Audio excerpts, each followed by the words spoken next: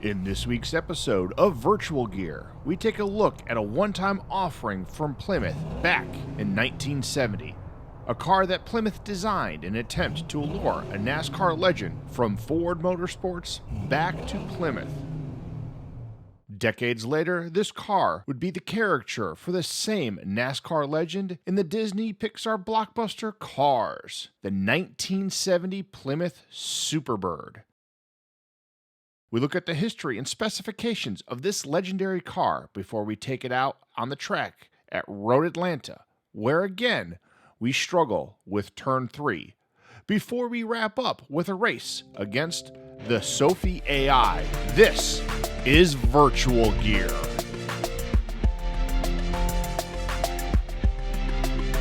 The 1970 Plymouth Superbird is a highly modified, short-lived version of the Plymouth Roadrunner.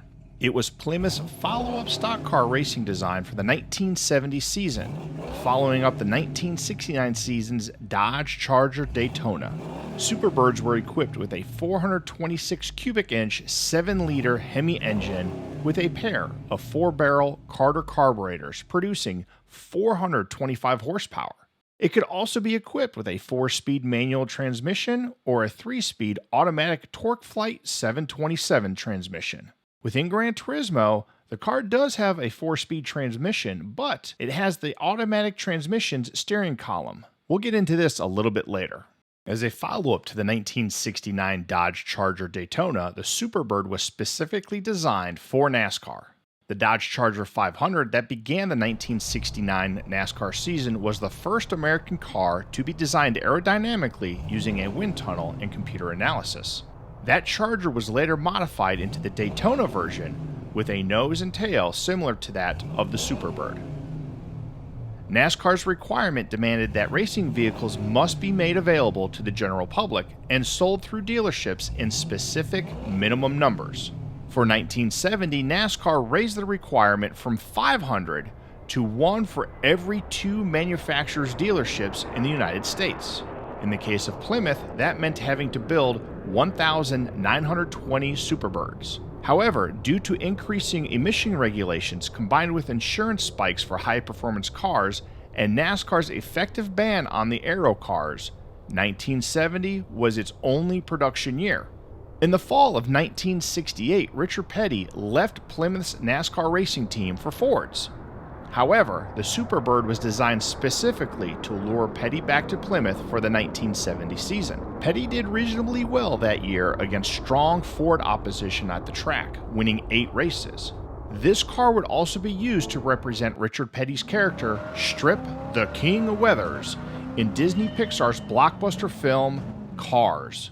And before we get into that more history, we notice here on the steering column the automatic 3-speed transmission and a bench seat, much like my 68 Impala. The Superbird's smoothed out nose and nose cone were further refined from that of the Dodge Charger Daytona, and the street version's retractable headlights added 19 inches to the Roadrunner's original length. The rear wing was mounted on tall vertical struts that put it into the less disturbed air, thus increasing the efficiency of the downdraft that it placed upon the car's rear axle.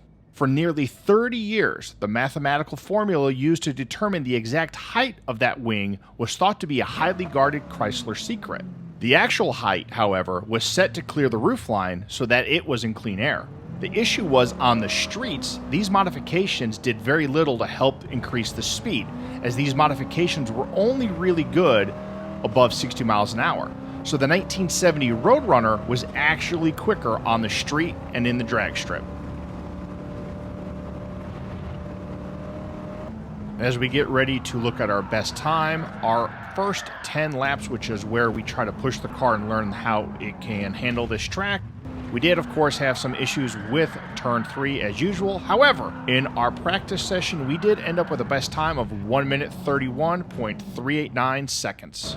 And early in our actual time trial on lap 4, we did post our best time, and we thought that was going to be our best until the very last lap, where we were able to post our best time of the trial session, and you'll see it here in a little bit. I will say a few things. First, because this car does have the automatic transmission configuration, when you look at it in VR, I did go with the automatic transmission assist option within Gran Turismo, even though it is 4 gears versus the 3 gears for the automatic transmission. After the last 2 weeks of using the stick shift, because those cars did have a stick shift, having 2 hands on the wheel this week was a treat. The last couple of weeks, if you realized, I was racing with one hand, the left hand, while the right hand was on the stick shift, and we were able to put in a very good lap. In fact, we did our best in all 3 sectors on this lap. And I want to take this moment to remind you that you can watch me race live on Twitch over at twitch.tv/DeaconDo. And don't forget to hit that like and subscribe button. And remember, ring that bell. And just a quick reminder that these time trials and the race against the Sophie AI are done with bone stock cars minus change from whatever tires were on there over to the racing soft tires.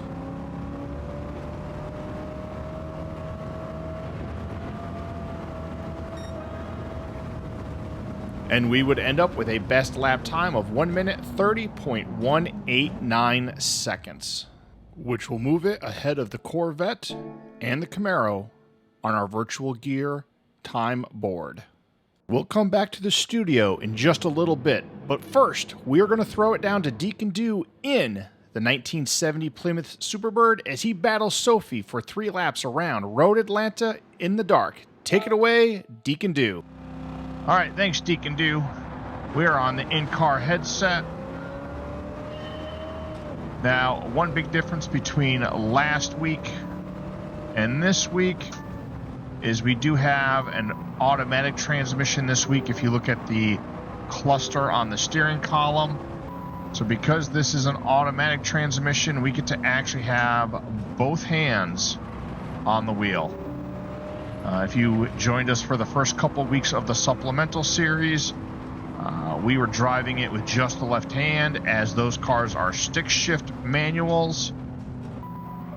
And because of that, we spent a lot of that time with our right hand on the manual stick shift and the left hand on the wheel. We do have to brake a little bit sooner in this car because there is no engine braking, because there is no downshifting.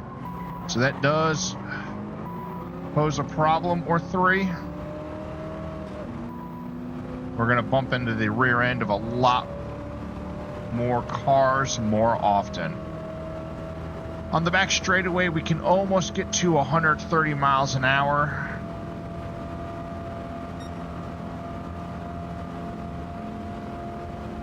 We do have to brake a little bit before the 200, but when we hear the transmission cut down to 3rd, we can cut and get back on it. A lot of times we'll get a lot of wheel squeal coming out of those turns. We have to be easy on this turn right there, or we are going to spin it. Brake at the end of the grass, get it down to about 95 to 90, somewhere in that range. We can get back on it. With all of these cars, we've had to be careful right here on this turn, on the rumble strip too much at too fast of a speed, and we will go spinning. A little bit of understeery there. We had a little too much speed and a bad steering angle. Ooh, a little bit of a bump there. I think we should be able to clear him. Yep. Brake at the 300. I really miss being able to engine brake by downshifting.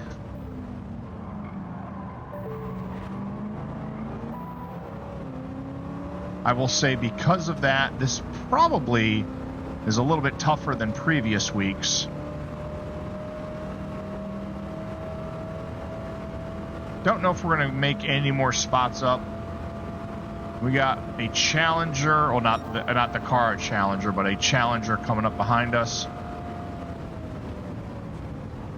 We're going to let them ease on by here. It's that Aston Martin again.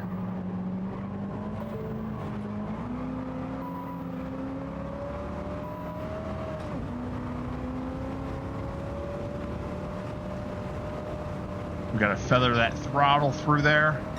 Get back on it. Not a bad lap. Much slower than our practice times were. Again, those were down to 1 minute 30 seconds, 1 minute 31, that range.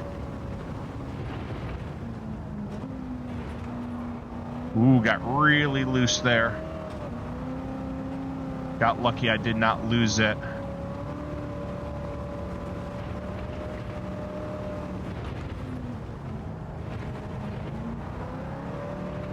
You hear those rear tires squealing. Don't know, we might be able to get up to second again. It's going to be tight. It's going to be tough.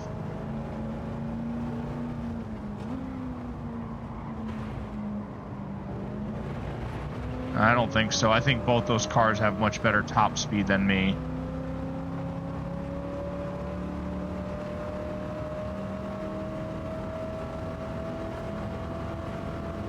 If I can outbrake, I might be able to pick up third from that Jaguar, but that Corvette's gone.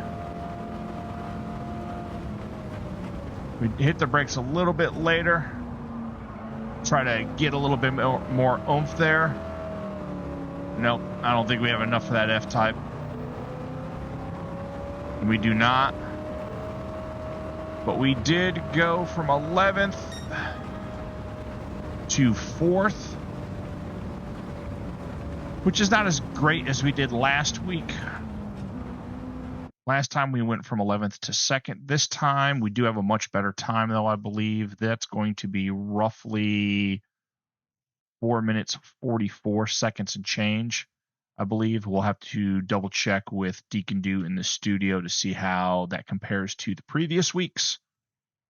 But the 1970 Plymouth Superbird was interesting to be able to use two hands to drive as opposed to just one, like I stated earlier. But I do like the feel of that car. I like a lot of these cars so far. The top end speed just isn't there in the stock configurations. But still a pleasure to drive. I do love this old car. Anyways, Deacon Do, back to you in the studio. Thanks, Deacon Do. That time of 4 minutes, 44.218 seconds is so far the fastest time against Sophie. And as we leave, I want to thank you all for watching. And until next time, take care of yourselves and each other and have a blessed day.